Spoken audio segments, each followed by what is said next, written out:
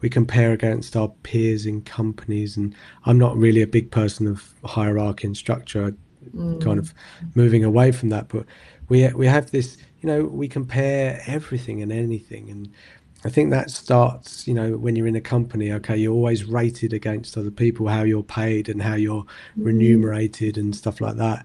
And Yeah. I think that, and the thing is, even if you're trying to be individual and trying to think about yourselves, often society kind of pushes those things. You fall into school, you fall into groups, you're compared, okay, you're graded, etc. And we have that all the time in so many different ways. And I think it's hard to kind of push away from that and find yourself and find that individualism in who you are, because we are all unique and we don't Mhm. always fit in that system. And I often find we find like a resistance because we're trying to be squeezed into things.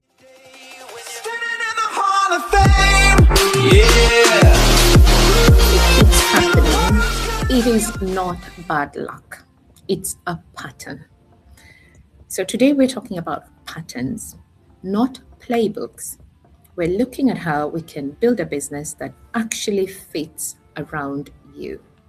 And just before this episode, Colin and I were actually talking about that because Colin has a podcast that he usually puts together, and he just loves how it runs because it's all around what he enjoys doing and the people that he enjoys talking to. So I think he's the perfect person for us to speak to today in my kitchen.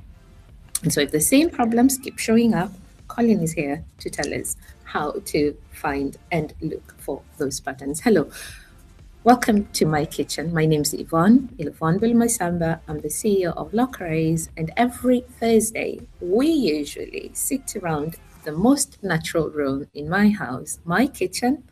Today, though, I'm in Milton Keynes at a conference, so maybe quite not my kitchen, but still the same vibe, still relaxed, and we're still here talking about things that matter to you. And to get us started, I would love for us to say hello to Colin. Colin, please do say hello to everybody that is listening and tell us a little bit about your journey and who Colin Parsons is. Welcome to my kitchen. Thank you, Yvonne. I'm pleased to be in your kitchen. Yeah, thank you. Very kind introduction. So, a little bit about myself. Come from the corporate world. I created LinkedIn Lives conversations that I'm doing. I do 3 of these now a week, and it's about conversations with people, genuine conversations, no buying, no selling, just understanding what's going on for people. I have guests that are experts in their field, guests that are exploring new ways of doing things or thinking differently, and just really understanding people at a deeper level and bringing them out and showcasing them. Not always exactly what they do, but who they are and maybe why they do it and how they do things. And yeah, I've been doing that for the last 8 months, and it seems to be taking off. So yeah, there's a lot more in the backstory, but I don't know that we've got time for all of that. But I think that's probably a good place to give some context to your audience. I know, and 8 months, 8 months is quite a good period of time to talk to people and to start identifying patterns, I would say. Um, or maybe it's not. What do you think, Colin? Yeah, I think with most things you have to, we try to look too short term in terms of we're looking for patterns that happen, immediately in front of us. And I think we often need to spread our time horizon. So if we're looking about patterns about ourselves, we can't just look about the last week. We should maybe look a bit further back into our background. Because the further you go out, the more data you have, and you have this ability to zoom out and see things from a different perspective. So if I'm just thinking about this week, and you start to go, okay, this has been a bad week. I've been, not eating well, not sleeping well, etc. But if you zoom out and you go, well, over the last month, how did I do? And you go, oh, this week is just part of this month.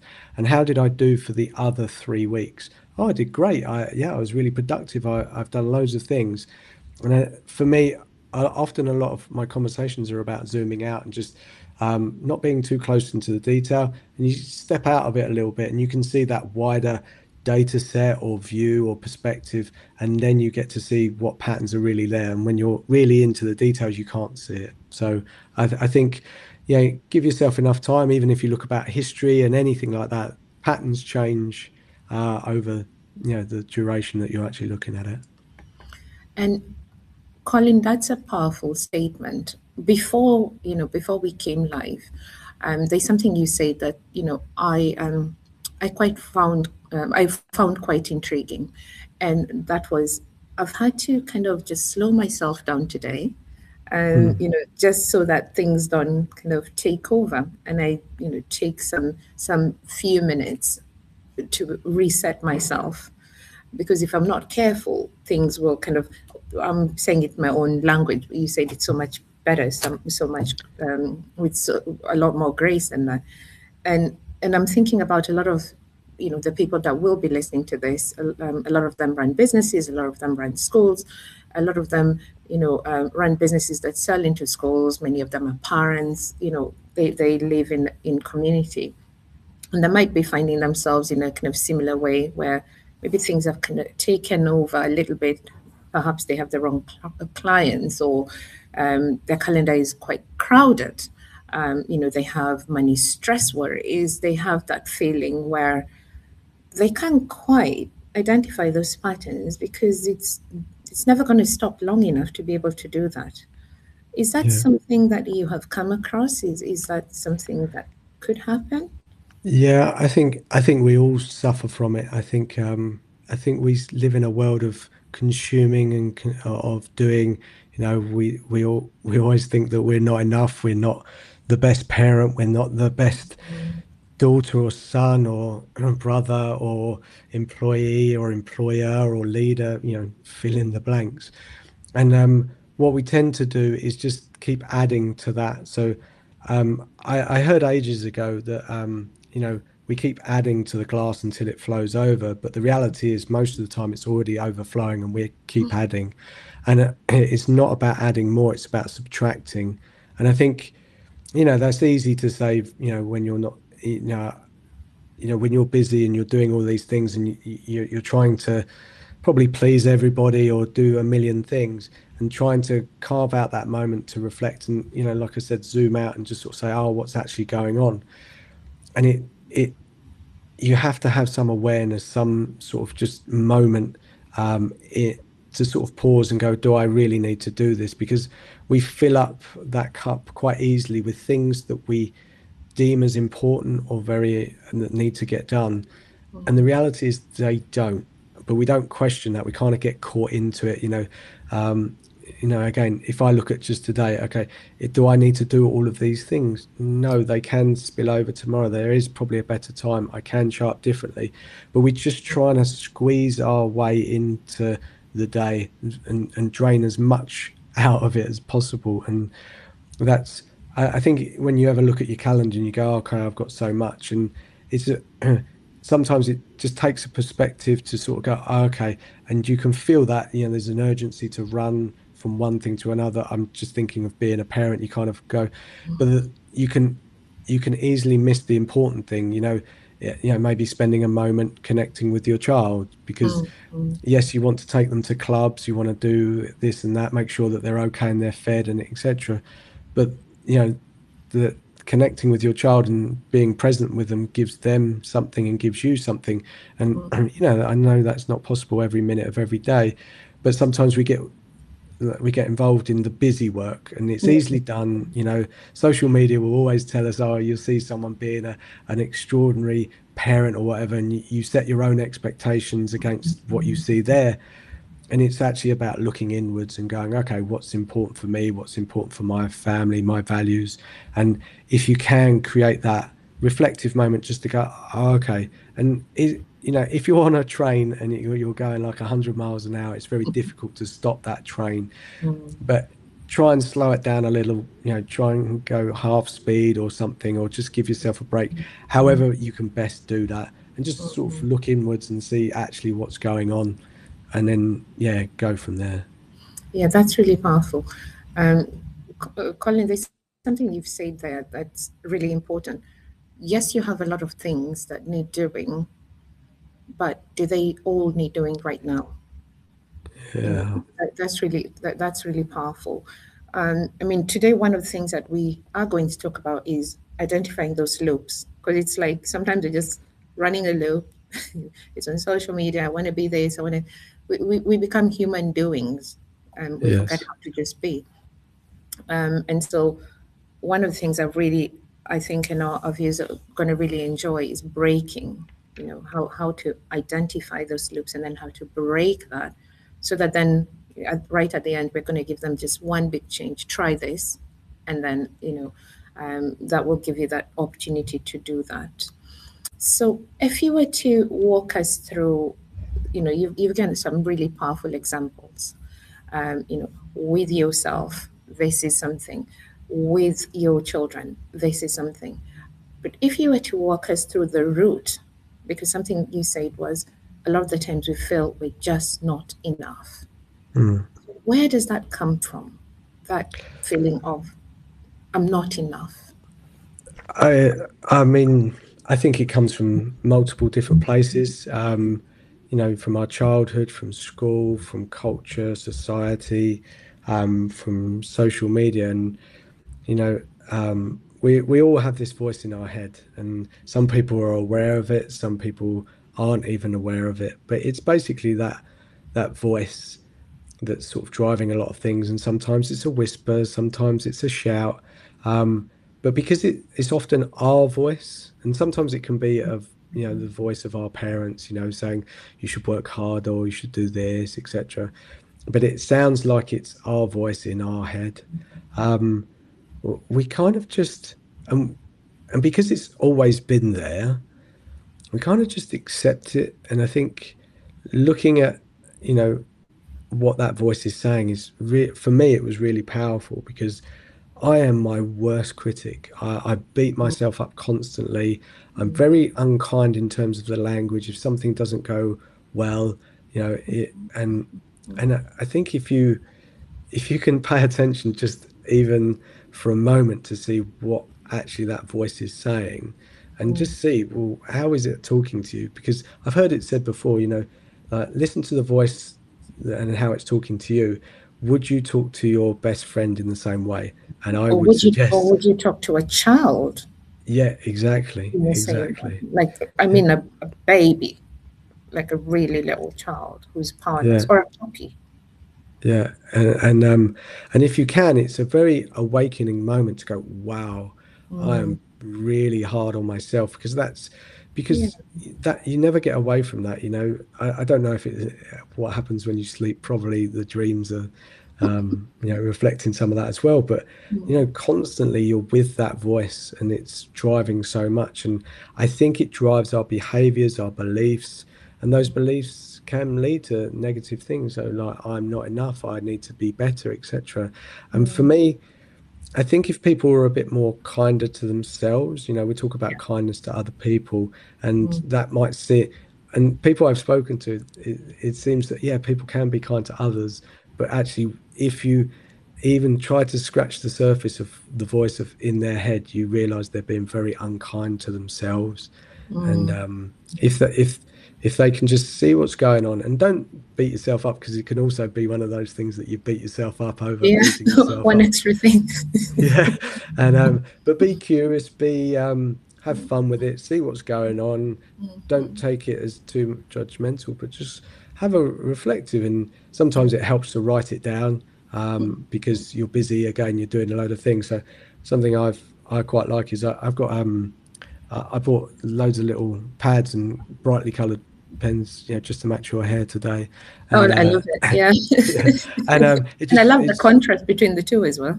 yeah, The exactly. black Well, notebook and the orange yeah, font. and it's specifically that, and just make it something enjoyable, just to write something down, because something happens and then our mind switches to something else. And if you can just note that down or write it down and come back to it later, again, there's no perfect way of doing it.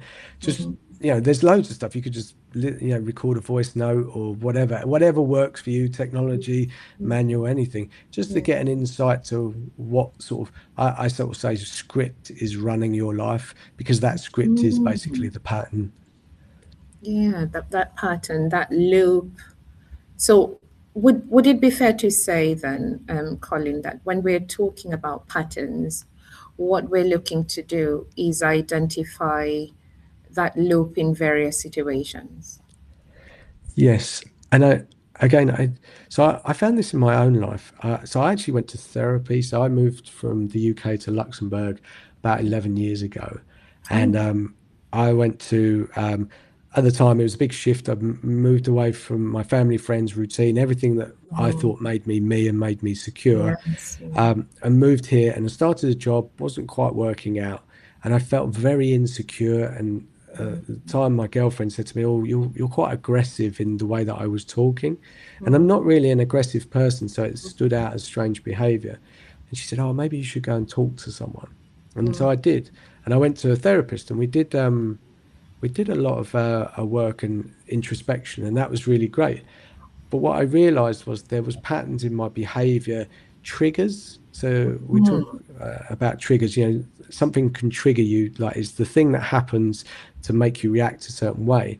Yeah. And what I realized was, again, when I looked back, I saw that when insecurities came, and Mm, those insecurities can happen in work, they can happen in personal life, they yeah. can happen in between. And Yeah. so oftentimes we try to like put things in boxes and go, well, that's my work life, that's my Yes. private life. Yeah. And we are the same person, even if we go to work with maybe a sense of A different armor or mouse. yeah, exactly. But underneath, we are the same person, but we just triggered a maybe slightly different way. And I realized that, you know, there was a lot of behavior, there's a lot behind the scenes that actually trigger these things that Yeah. you wouldn't, just looking on the surface, you might not see. So, Mm, again, a lot of that's about zooming out. Sometimes it's easier when you go and see someone else because they can help you in a kind definitely. way. Yeah. Yeah. So it's almost what I'm hearing. It's almost like allowing.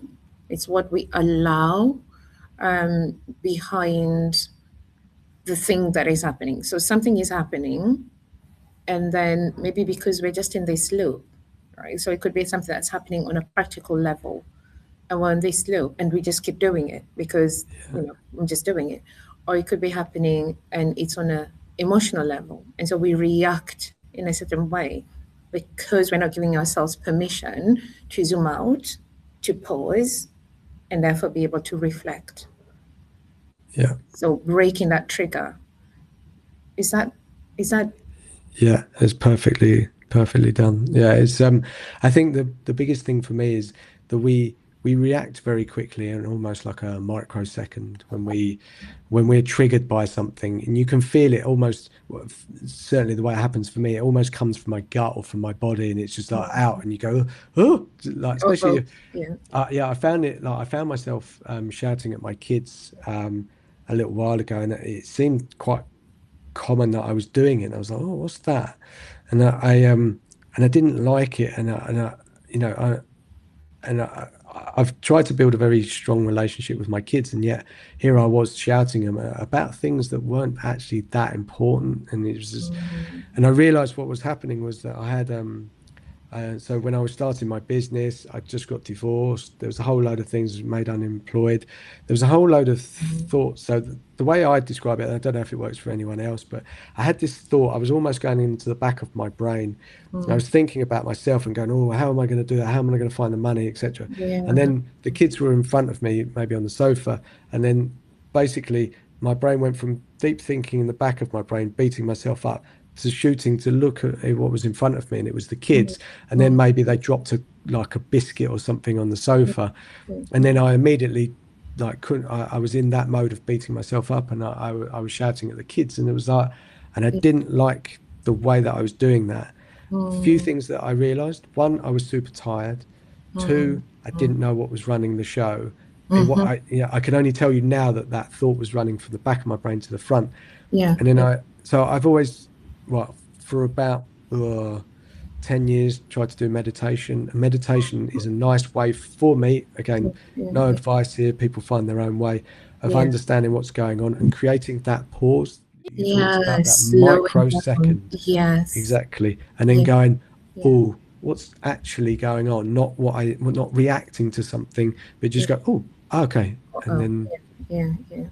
So a lot of so I'm not religious, but I am spiritual in my approach to things, and there's a lot of similarity in a lot of different ways of looking within, which is what I think spirituality is, giving us an opportunity to take a pause and look within that follow a similar pattern. So meditation, for example, Eastern. In Christianity, there's this example of be still. In fact, there's, I got, when I was younger, we went a lot to Catholic church. And then when I went to high school, I converted and went to Christian church. A lot of Christians will kind of understand that, the born again movement. And there was always this thing called be still. Yeah, be still. And there's prayer. And in Islam, there's this, like 5 times a day, stop and pause and pray. So it can be an accident, that all these things, no matter how varied we believe and what our different beliefs are, there's that element of pause at some point every day. Like every single religion, every single spiritual practice says daily, almost like the food we eat. Take a pause, and from that pause, start from there. And I'm hearing you saying that as well. I was going through this tough time. Based off of that, I wasn't able to slow down. And then, something happened. Like I've got all this, like, it's really it's almost like a record running, right? I've got this record, it's just running because that monkey brain is just going. And of course, it's now repeating that message, like, I'm not good enough, I'm not good enough, and look, this has happened, I'm not good enough. And then this other thing has happened, I'm definitely not good. And then I'm definitely not good enough. And then, just to almost force us to pause, which I believe kids do so well, right? They do something. And that is a forced pause. and of course, it's kind of like it opens the floodgates, doesn't it? The reaction. No, I love that. And would you be able to give us an example, Colin, in maybe business where somebody could find this happening? Or maybe if someone is working in a community or in a school where they could find themselves in this pattern where something is happening and then you have this reaction, and maybe they might have that aha moment. Oh, I see myself in that. yeah, I think the comparison part is a big thing. We tend to compare often, and that exists in everything. We compare against our peers in companies, and I'm not really a big person of hierarchy and structure, kind of moving away from that. But we have this, we compare everything and anything, and I think that starts, when you're in a company. Okay, you're always rated against other people, how you're paid and how you're remunerated and stuff like that.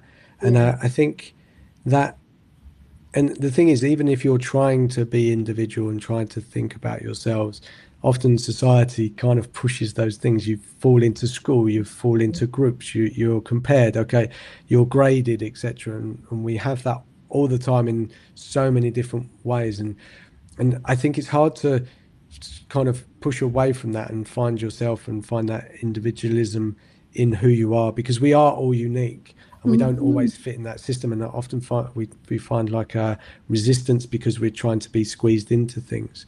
And then when you try to compare, I think when you compare yourself to other people, then that, oh, I'm not good enough pops up quite a lot. And not just from yourself, it's almost reinforced by other people. Say you've been put in a job that actually you didn't want to do, but for whatever circumstances you're in, You're in, and then you're almost told, well, you're not good enough, you need to improve this. And we love you've got to improve your weaknesses, and you go, Mhm. oh, hang on, like, and so we're Yeah, already yeah, yeah. told to sort of beat ourselves up that we're not good enough. Mhm. So Yeah.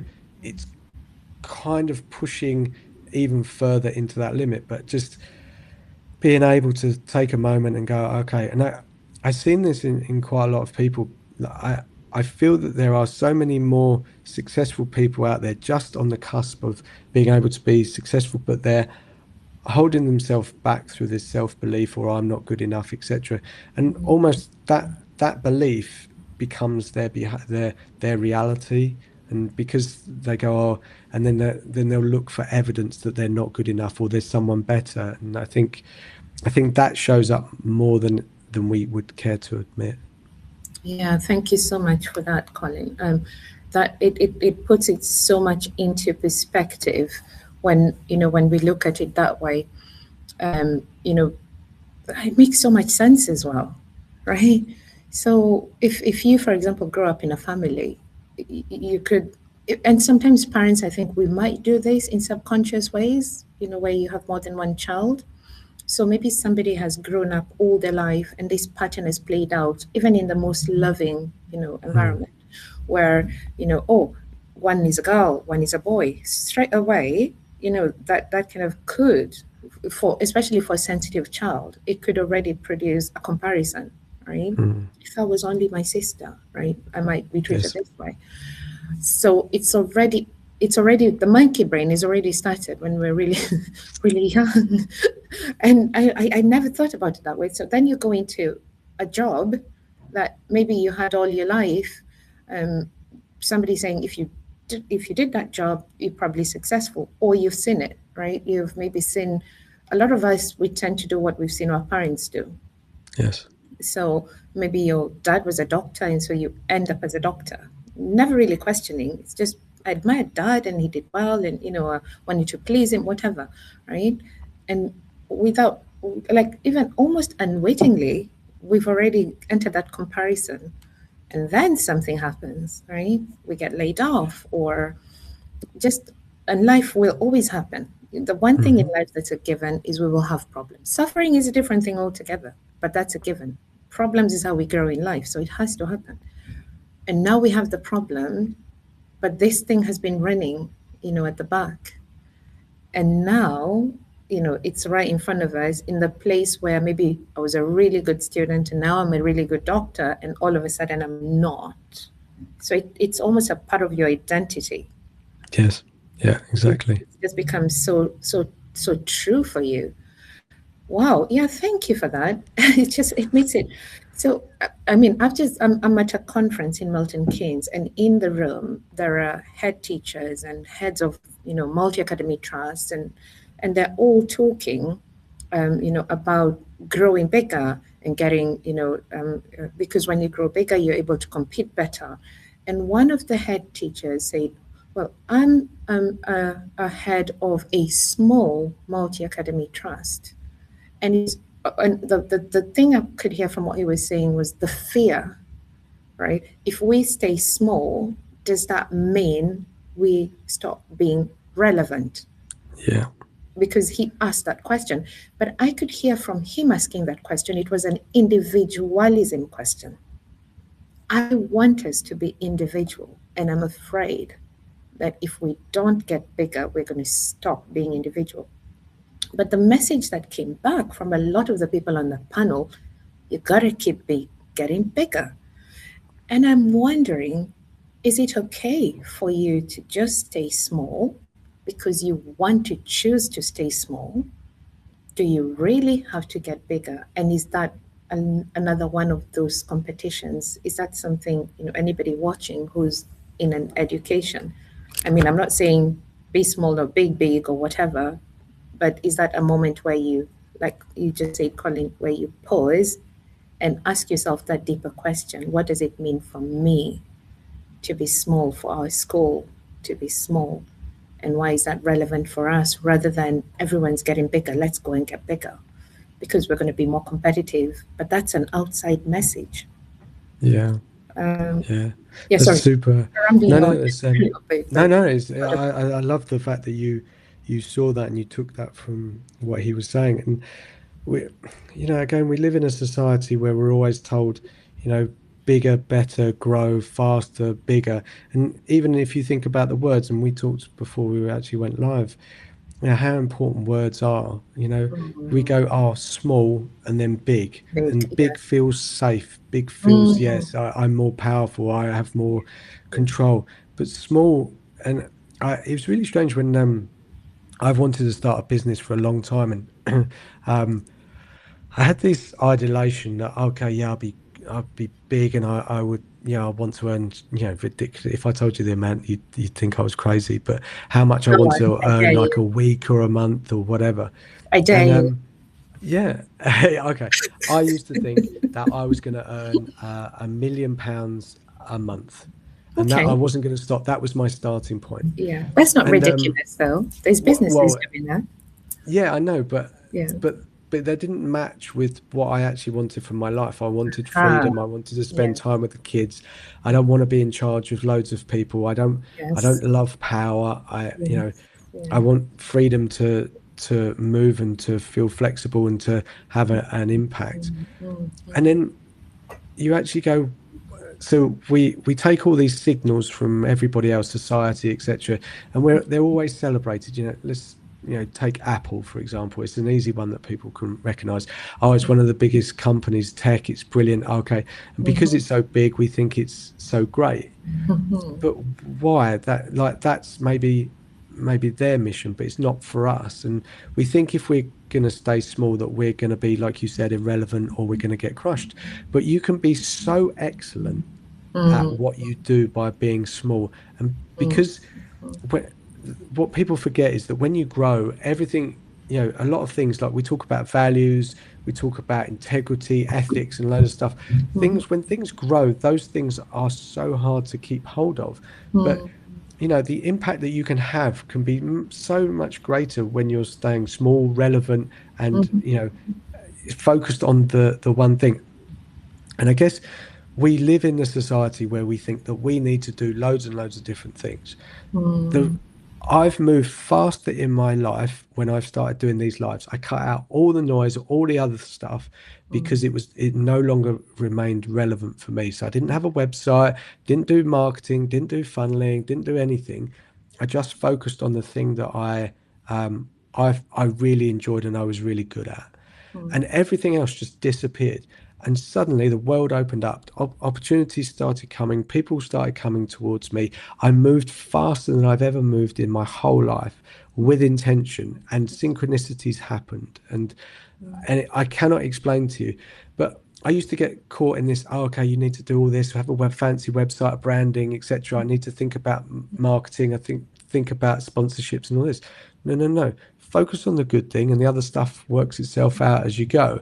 mm, And that's very difficult when you're playing in a team where everyone else is these giants, and so it mm, can be very difficult to understand what's right for you mm. as opposed to what other people think is right for you. And it's those are very different messages. That's really, really important. And one of the things, though, if it's okay for me to kind of challenge this, because Mm, it can happen both ways. So it can happen where somebody, is safe in being small, and they never get to experience, their greatness, yeah. because it's a safe, it's safe. If I'm small, I know I'm safe. And it can happen the other way, where it grows and it becomes this big amorphous beast, where your values, the thing that is your identity, gets lost. And it's interesting that you bring up Apple, and it will be interesting to compare like different companies. I'd love to do that actually. Maybe our next one should be about that, like compare big and small and see, which ones have lost their identity? How do they lose their identity? Because it would be quite cool to do that. And then even compare schools, big and small, because that was one of the things that they were talking about. There's this really huge federations and multi-academy trusts, and some of them are doing a brilliant job with their kids and their schools. So it'd be interesting to see what is it about them where they've kept their values, because a lot of this is around your map, yeah, the way you see the world, and your blueprint. and how it's able to translate to everybody that becomes part of the organization, where as you grow, you manage, like I love what you say, you don't believe in hierarchy, right? As you grow, there's a way where there is that intention that you mentioned, but the intention is a shared intention. It's so powerful, I believe, when we can all move in the same direction in unison, and there's so much growth that we can bring to the world. But developing that takes a special kind of skill. Yes. And what I'm hearing from you, it actually comes from you yourself and knowing, is this the thing for me? And almost being unashamed to admit it to yourself that I actually just like my freedom, the time I spend with my children, not having many people that I have to manage, because that's the thing for me that matters. Those are my values and that's my identity. And you know what? It might change in the future, but I'm actually quite happy with that. And like you said, everything then falls into place because we're being true to ourselves. So Yeah. I really like that.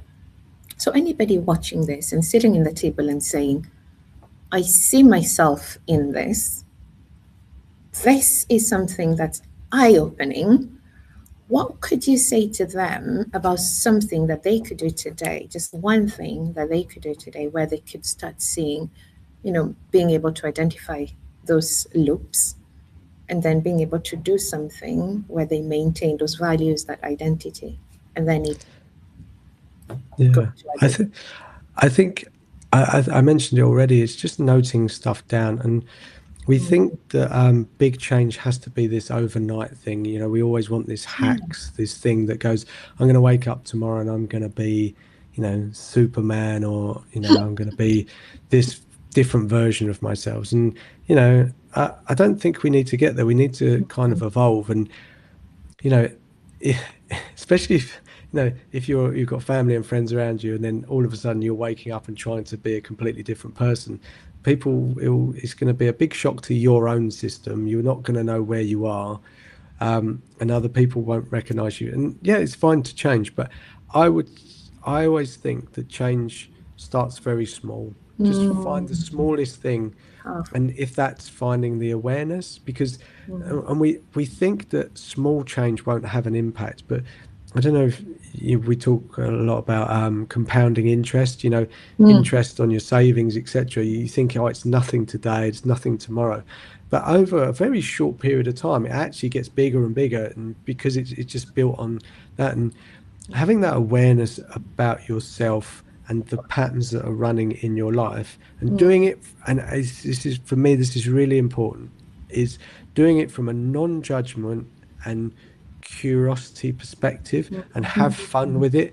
Yes. Because when you start playing and understanding yourself and just being a bit light and go, oh, that's funny, and not taking yourself too seriously, just go, oh, what's that, what am I doing, and just reflective inwards, just do that. Go, oh, that's strange. Oh, why am I doing that? And just have fun with it. And if you can, note it down. If you don't, find a way that works for you, and Yeah. just have fun with that. And then just try and tweak it. And the tweaks are those very, very tiny changes. And just go, oh yeah, yeah.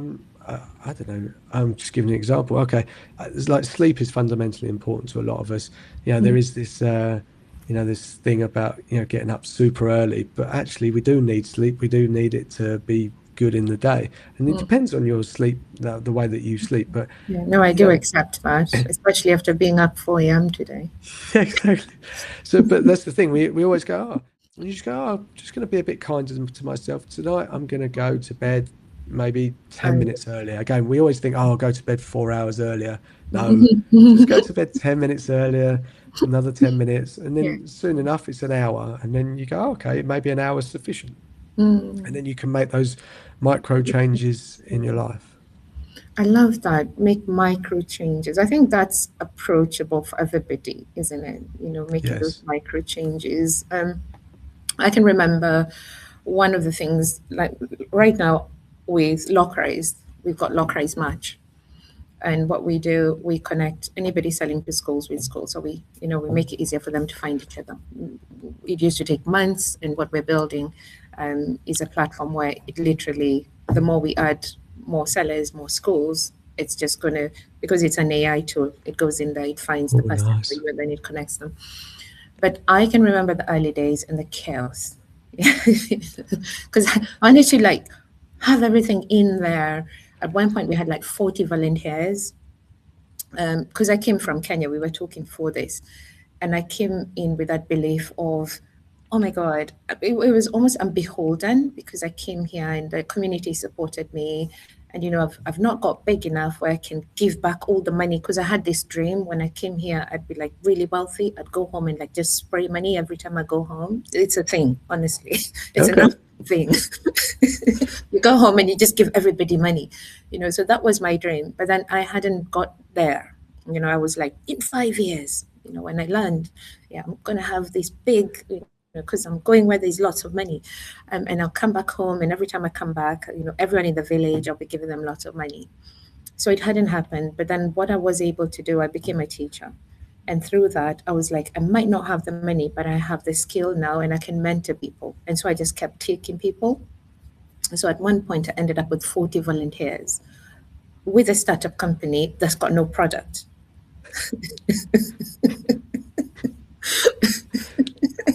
But I'm helping people, right? And it was absolute chaos. And it's so I'm recognize myself in so much of what you've said. You've got to know yourself. You've got to know your boundaries. You've got to be gentle with yourself. You don't have to be beholden just because, I'm going to do this, and you don't know where the pattern is running from. I've got to take on more people because I'm not good enough. So I just kept on taking more people. And the beginning of this year, funny enough, just like you said earlier, I said, I'm only going to set one goal this year. And my goal was to be simple. Well, a lot of things happened last year that led to that, lots of mentor, coaching, but it was just one thing. And my one thing was, I'm going to give up drinking for January. And that kind of like just, it made everything work. So no drink. And up to now is that I'm never going to, well, I'm not never, but I'm just not drinking. I just have no desire. But with that came exercise, with that came clarity, with that, like just one thing, still working on sleep. I'm sleeping just 4 hours a day, and most nights 5.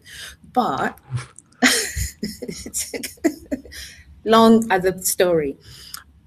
But like just as you say, just one simple thing, and then you just work on that and be gentle with yourself. So yeah, thank you so much. Yeah, and thank you for giving us that one big change, which starts as a one micro change. Love that. Exactly. We'll take away. Terry's there listening. She's going to write it down so that I don't forget. Hold me to it as well. She's very good at that. So thank you so much, Colin. We're moving to our last bit, or set our penultimate bit of this conversation, where we get to know you on a deeper level.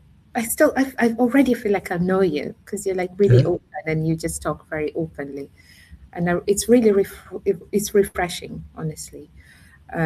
This one though, there's only one rule. I'll Okay. ask you a question, and obviously you haven't seen these questions before. You've got to say the first thing that comes to mind. That's it. That's Okay. All anyway. right. So I'll go and get my first question up for you. And so I mean, we just went on a tangent completely. I have not followed my script at all because I just That enjoying it. that they are the best ones.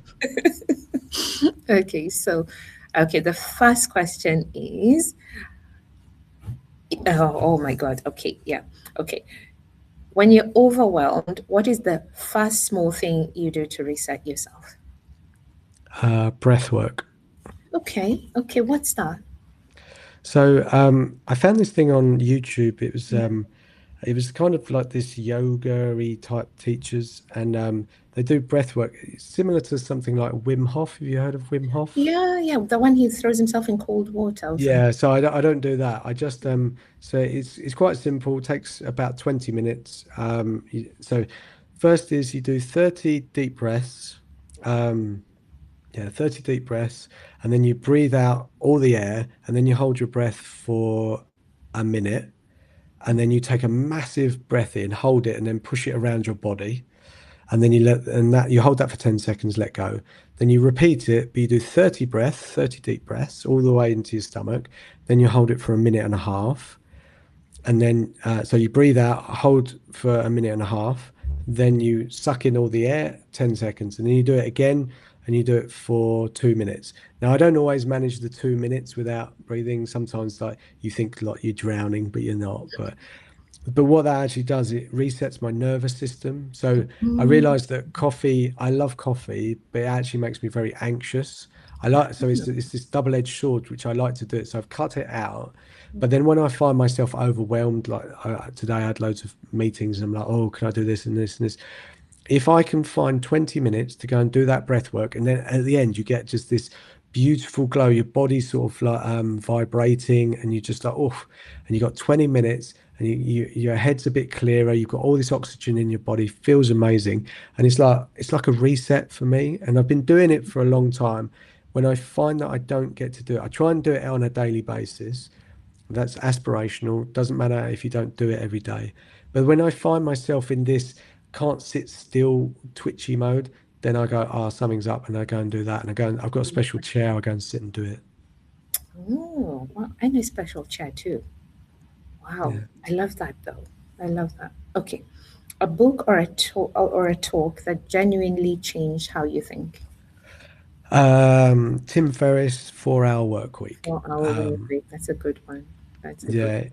Yeah. It wasn't about getting myself out of work. It was about giving myself permission, because Mm, I'd always followed the rules. I'd always followed what everyone else was saying, was always a good boy. And then I realized that there was this system outside of that. And it gave me permission to open that door and go and look and see what was right for me, not what everyone else wanted for me. brilliant. Found you kind of like found yourself in that. I love that. One habit that helps you notice patterns in your own life. I'd say it's a mix of journaling. I don't do it all the time, but meditation. I And love yeah, Yeah, meditation, slowing down and meditation. That's powerful. The fourth one is if you are not doing vantage point and thinking work, what do you think you'd be doing instead? I can't honestly think. I feel very blessed to be doing what I'm doing, and thinking that I don't get to do this makes me very sad, and my mind shuts down. So yeah, Sorry, I'd find I didn't want to put you in that place. no, no, no, no, no. I'd find a way back to doing it, because I get so much pleasure out of speaking to people, opening up my mind and being curious about other people. I think I've found something that really works for me. So I'd find maybe do the same thing, but under In a some different name. other. Yeah, exactly. Yeah. You found your thing. Okay, so the second last one, before we then close, is one thing you wish more founders would stop pretending about. Uh, Everything is okay, and that they're smashing it every day. Oh my God, LinkedIn. Yeah, yeah. It's not the reality. We're all human. We all mess up. We all have doubts. We all, do the wrong things. Just be open and honest about it, because Be we're yourself. sending the wrong messages to other people, because it's the shiny, shiny version. And it's not that you have to live in a negative world, but we're all human. We all Be make real. mistakes.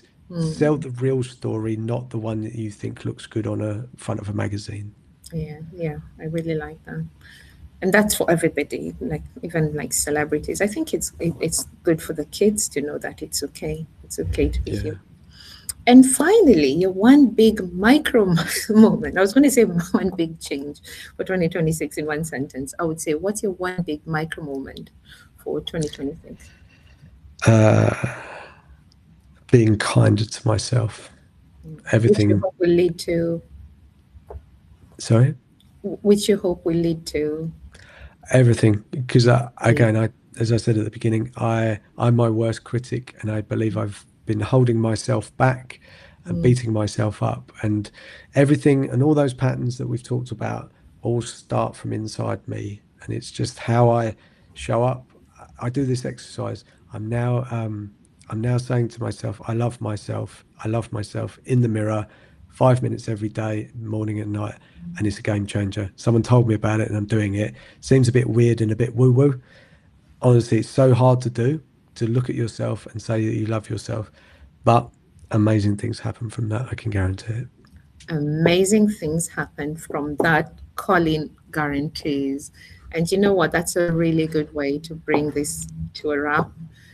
But before we go, just for everybody listening in the kitchen, and before we land this, Colin, where can everybody find you to continue this conversation? Please Okay. tell us. LinkedIn is I think the best and probably only place. I have a YouTube channel, but LinkedIn, start a conversation, reach out to me, and we go from there. I don't have a website, don't have anything else. That was all noise for me.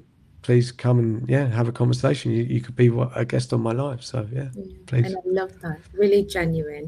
Shows real self-awareness and a powerful message that everybody can write in their notebook, and hopefully it's an orange one, because we're starting an orange theme. Colin and I agreed. So that's it from my kitchen. We have had our guest with us, Colin Parsons. What a breath of fresh air. And as we close this episode today, I just want to leave you with that thing. Look out for those micro moments, because that's where the magic happens. Thank you so much for joining us, Colin. And for everybody listening, do have a lovely day. Thanks for having us, Yvonne. Take care.